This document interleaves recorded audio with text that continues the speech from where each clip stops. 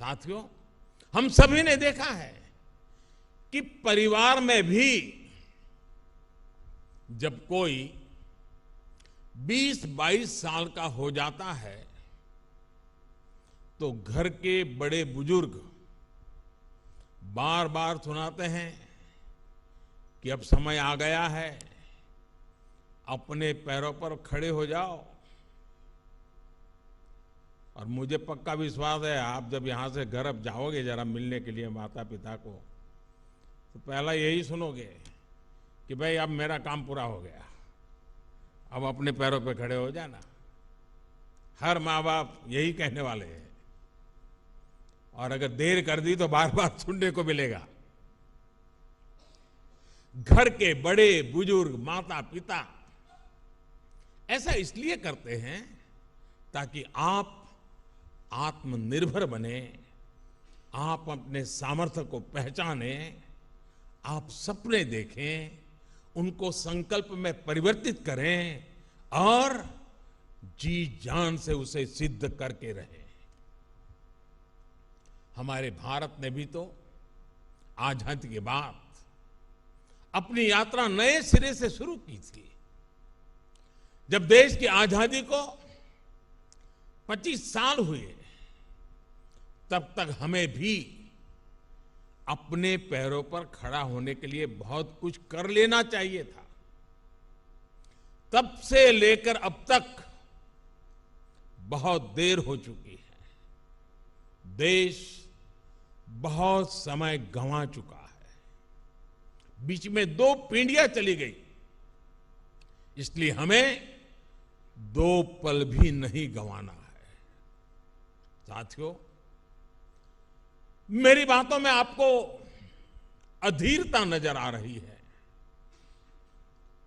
और बहुत स्वाभाविक है कि आपको अधीरता लगती भी होगी, लेकिन मैं चाहता हूं, और जब आज कानपुर की धरती पर आपके बीच में आया हूं तो मेरा मन करता है आप भी इसी तरह आत्मनिर्भर भारत के लिए अधीर बने। आत्मनिर्भर भारत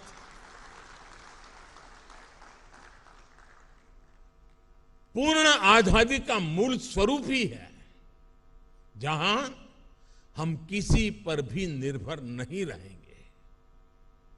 स्वामी विवेकानंद ने कहा था, every nation has a message to deliver, a mission to fulfill, our destiny to reach। यदि हम आत्मनिर्भर नहीं होंगे तो हमारा देश अपने लक्ष्य कैसे पूरे करेगा, अपनी डेस्टिनी तक कैसे पहुंचेगा। साथियों, आप ये कर सकते हैं, मेरा आप पर भरोसा है।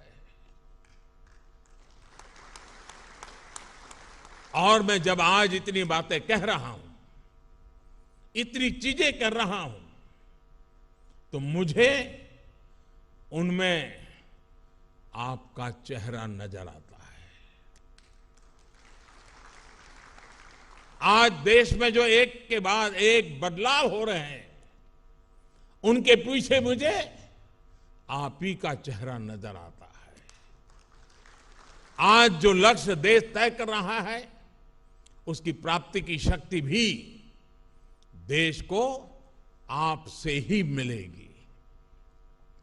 आप ही हैं जो ये करेंगे और आपको ही करना है। ये अनंत संभावनाएं आपके लिए ही हैं और आपको ही इन्हें साकार करना है। देश जब अपनी आजादी के 100 वर्ष मनाएगा, उस सफलता में आपके पसीने की महक होगी, आपके परिश्रम की पहचान होगी। और आप ये भली भांति जानते हैं कि बीते वर्षों में किस तरह आत्मनिर्भर भारत की नींव तैयार करने के लिए, आपका काम आसान करने के लिए देश ने किस तरह काम किया है। पिछले 7 सालों में देश में startup India, stand up India जैसे प्रोग्राम शुरू हुए, अटल इनोवेशन मिशन और पीएम रिसर्च स्कॉलरशिप के जरिए देश युवाओं के लिए नए रास्ते बना रहा है। नेशनल एजुकेशन पॉलिसी के साथ फ्यूचरिस्टिक टेम्परामेंट की नई पीढ़ी को तैयार करने की शुरुआत हो रही है। ईज ऑफ डूइंग बिजनेस को सुधारा गया, पॉलिसी ब्लॉकेज दूर किए गए। इन प्रयासों के परिणाम इतने कम समय में आज हमारे सामने हैं। आजादी के इस 75वें साल में हमारे पास 75 से अधिक यूनिकॉर्न्स है, 50,000 से अधिक स्टार्टअप है। इनमें से 10,000 स्टार्टअप तो केवल पिछले 6 महीनों में आए हैं। आज भारत दुनिया का दूसरा सबसे बड़ा स्टार्टअप हब बनकर उभरा है। कितने स्टार्टअप्स तो हमारी आईआईटीज के युवाओं ने ही शुरू किए हैं। अभी हाल ही के एक रिपोर्ट के मुताबिक भारत दुनिया के कई विकसित देशों को पीछे छोड़कर तीसरा सबसे बड़ा यूनिकॉर्न कंट्री बन गया है।